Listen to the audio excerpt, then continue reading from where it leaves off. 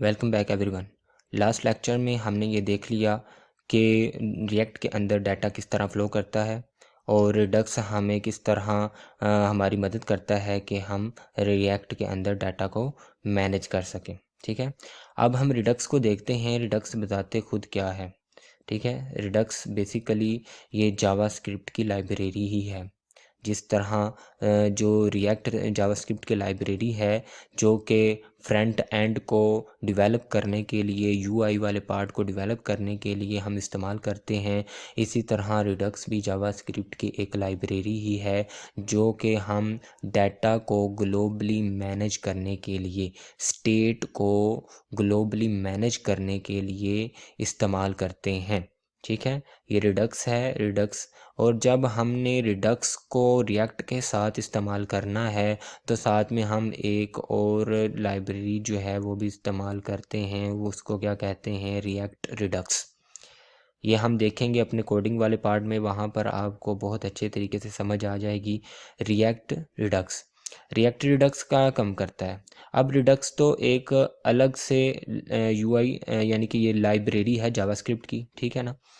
अब ये रिडक्स जो है ये रिएक्ट के साथ भी इस्तेमाल कर सकते हैं हम ये, और दूसरे फ्रेमवर्क्स जो हैं जावास्क्रिप्ट के जो हैं उनके साथ भी इस्तेमाल कर सकते हैं, जैसा कि एंगुलर है, व्यू है। ठीक है ना। उसके साथ भी हम रिडक्स को इस्तेमाल कर सकते हैं। और जब हमने रिडक्स को रिएक्ट के साथ इस्तेमाल करना है ना, तो ज़ाहिर बात है रिडक्स को रिएक्ट के साथ कनेक्ट करने के लिए हम फिर रिएक्ट रिडक्स को इस्तेमाल करते हैं। ठीक है ना। यानी कि रिडक्स को यूआई जो लेयर है उसके साथ बाइंड करना है, उसके साथ जोड़ना है। यानी कि सिंपली जो आसान अल्फाज में यही है कि रिडक्स को जब हमने रिएक्ट के साथ यानी यूआई में फ्रंट एंड में इस्तेमाल करना है तो हमें वहाँ पर रिएक्ट रिडक्स इस्तेमाल करना पड़ता है। किस लिए? रिडक्स को रिएक्ट के साथ कनेक्ट करने के लिए।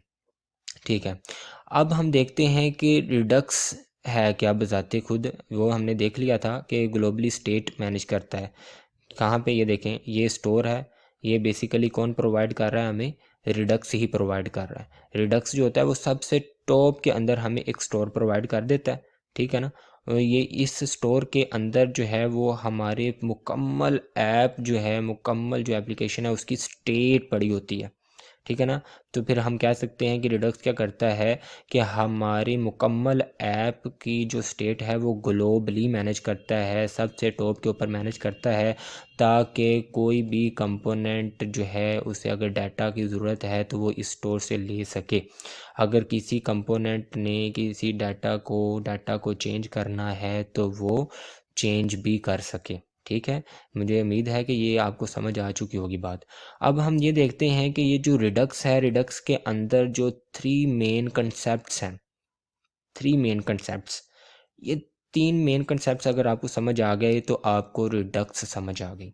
ठीक है, इसमें पहला जो है वो एक्शन है, एक्शंस, दूसरा रिड्यूसर, और तीसरा स्टोर। स्टोर का तो हमने देख लिया कि ये क्या है, यहाँ पर डाटा पड़ा होगा सारी की सारी ऐप का। अब बचे एक्शंस और रिड्यूसर। एक्शन क्या है और रिड्यूसर क्या है? सबसे पहले ये देखें, ये हमारा व्यू पार्ट है। ठीक है ना। ये व्यू आई पार्ट है, यानी कि जो रिएक्ट के साथ हमने बनाया हुआ है, रिएक्ट जीएस के साथ। ठीक है ना। ये व्यू पार्ट है। अगर आप देखें तो एक्शन जो है उसका तल्लक किसके साथ बन रहा है? व्यू पार्ट के साथ। एक्शन का तल्लक जो है वो व्यू पार्ट के साथ बन रहा है। ठीक है ना। और ये देखें, ये फ़र्ज़ कर लें कि ये मैं यहाँ पर हूँ। ठीक है, और ये एक्शन क्या है? ये एक लेटर है। मैंने इस लेटर के अंदर कुछ लिखा हुआ है, और वो लेटर जो है वो मैं अपने एक दूसरे किसी अजीज़ को दे रहा हूँ। ठीक है, और उसे मैं कह रहा हूँ, इस लेटर के अंदर क्या है, मैं एक पैगाम मैंने भेजा हुआ है, एक पैगाम मैंने भेज दिया, और वो मेरे पैगाम जो है, इस लेटर, ये जो लेटर है ये मेरे दूसरे अजीज़ के पास गया, वो उसका नाम है रिड्यूसर। अब रिड्यूसर को मैंने पैगाम भेजा, एक्शन के थ्रू मैंने एक पैगाम भेजा अपने दूसरे अजीज़ को कि इस स्टोर के अंदर जो डाटा पड़ा हुआ है ना उसको चेंज कर दो। यानी कि एक्शन क्या है? ये एक पैगाम, और रिड्यूसर यहाँ पे क्या काम कर रहा है, ये उस स्टोर के अंदर जो डाटा है उसको चेंज करेगा। इस ये जो भी इसे पैगाम मिलेगा ये उसके मुताबिक स्टोर के अंदर क्या करेगा, डाटा को मैनिपुलेट करेगा। ठीक है ना। एक्शन क्या है, एक पैगाम है। रिड्यूसर क्या करेगा, रिड्यूसर स्टोर के अंदर डाटा को चेंज करेगा इस जो पैगाम के मुताबिक। ठीक है ना। ये आपको, मुझे उम्मीद करता हूँ कि ये बहुत अच्छी तरीके से ये समझ आ गई होगी बात, कि ये एक पैगाम है, ये रिड्यूसर के पास जाएगा, रिड्यूसर देखेगा अच्छा क्या करना है, और जैसे ही इसे पता चल जाएगा कि इस स्टोर के अंदर कौन से डाटा को चेंज करना है तो ये चेंज कर देगा। ठीक है ना। अगर अभी भी आपको समझ नहीं ना आई तो परेशान होने की ज़रूरत नहीं है। जैसे ही हम अपने कोडिंग वाले पार्ट में जाएंगे ना, तो ये मैं एक एक चीज़ जो है वो आपको वाज़िया तौर पे वहाँ पे प्रैक्टिकली दिखाऊंगा, तो आपको बहुत ज़्यादा और अच्छे तरीके से समझ आ जाएगी। ठीक है। फिर हम एक्शन को देखेंगे, हम रिड्यूसर को देखेंगे, हम स्टोर को भी देखेंगे।